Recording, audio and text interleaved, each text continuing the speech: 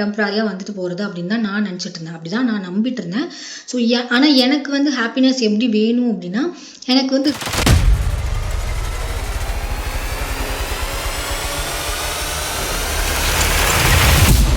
Life வந்து நான் ரொம்ப ஹாப்பியாக வாழ்ந்துட்டுருக்கேன். ஸோ இதுதான்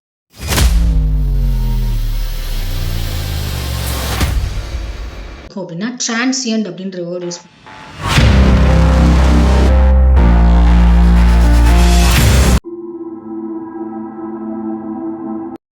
Do you live happily?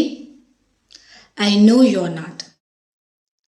I always believed that happiness was transient, here for the moment and gone the next. But I wanted something tangible, something real that I could feel every day. One day I met an old man in a quiet, serene garden.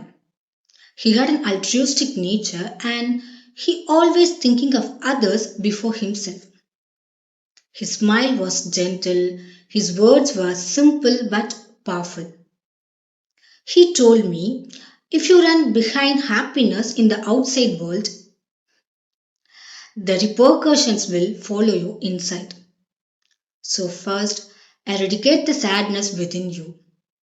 Then only the real happiness will stay.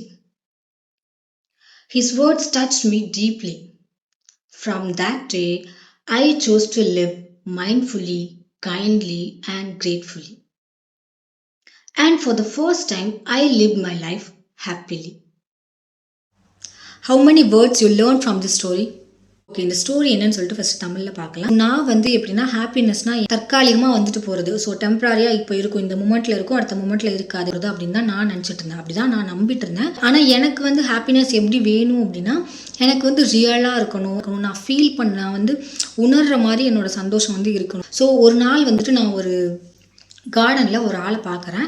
So அவர் வந்து எப்படின்னா, எல்லாருக்கும் help பண்ணுற ஒரு character. அவருக்கு முன்னாடி மற்றவங்கள தான் யோசிக்கக்கூடிய ஒரு கேரக்டர் வந்து அவரோட ஸ்மைல் வந்து ரொம்ப ஜென்டிலாக இருக்குது. அவர் வந்து என்கிட்ட ஒரு சில வேர்ட்ஸ்லாம் சொல்கிறார். அது வந்து ரொம்ப சிம்பிளாக தான் இருக்குது, ஆனால் வந்து என் லைஃபுக்கு அது ரொம்பவே ஹெல்ப்ஃபுல்லாக இருந்துச்சு. என்ன சொல்கிறார் அப்படின்னா, நீ வந்து ஹாப்பினஸை தேடி வெளியில் ஓடுன அப்படின்னா அதோட விளைவுகள் வந்து உன்னை உள்ள ரொம்ப பாதிக்கும், உன்னை ரொம்ப டிஸ்டர்ப் பண்ணும்.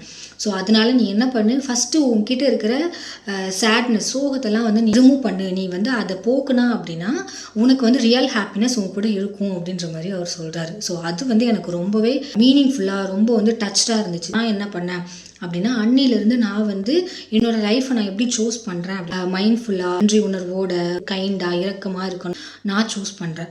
ஸோ அப்பத்துலேருந்து, அந்த நாள்லேருந்து என் லைஃப்பை வந்து நான் ரொம்ப ஹாப்பியாக வாழ்ந்துட்டுருக்கேன். ஸோ இதுதான் இந்த ஸ்டோரியோட மீனிங். இதில் என்னென்ன வேர்ட்ஸ் நம்ம யூஸ் பண்ணியிருக்கோம் அப்படின்னா, டிரான்சியன்ட் அப்படின்ற வேர்ட் யூஸ் பண்ணியிருக்கோம். டிரான்சியன்ட்னா டெம்பரரி, இல்லை ஷார்ட் லிவ்ட், அந்த மாதிரி தற்காலிகமாக அப்படின்னு சொல்கிறது. டேஞ்சிபிள் அப்படின்ற வேர்ட் யூஸ் பண்ணியிருக்கோம். டேஞ்சிபிள் அப்படின்னா உணரக்கூடிய, நம்ம ஃபீல் பண்ணக்கூடிய மாதிரி இருக்கணும். நான் ஹாப்பினஸ் வந்து நான் ஃபீல் பண்ணக்கூடிய மாதிரி இருக்கணும்னு நான் சொன்னேன். ஸோ அது அல்ட்ரியூஸ்டிக்னு சொன்னேன். ஸோ அது இதோட மீனிங் என்ன அப்படின்னா, செல்ஃப்லெஸ்லி ஹெல்பிங் அதர்ஸ். அவங்களுக்கு முன்னாடி மற்றவங்களுக்கு வந்து ஹெல்ப் பண்ணுறது, எல்லாத்துக்குமே ஹெல்ப் பண்ணுற ஒரு அந்த டெண்டன்சி இருக்குல்ல. ஸோ ரிப்போர்கஷன்ஸ்னால் விளைவுகள், அந்த விளைவுகளை வந்து என்னதான் தாக்கும் அப்படின்னு சொல்லி நான் சொன்னேன். எரடிகேட் அப்படின்னா டு ரிமூவ் கம்ப்ளீட்லி, உன்னோட சோகத்தெல்லாம் நீ வந்து ரிமூவ் பண்ணிடு அப்படின்னு சொல்கிறது. இந்த 5 வேர்ட்ஸ் தான் இன்னைக்கான வேர்ட்ஸ். தேங்க்யூ. டாடா.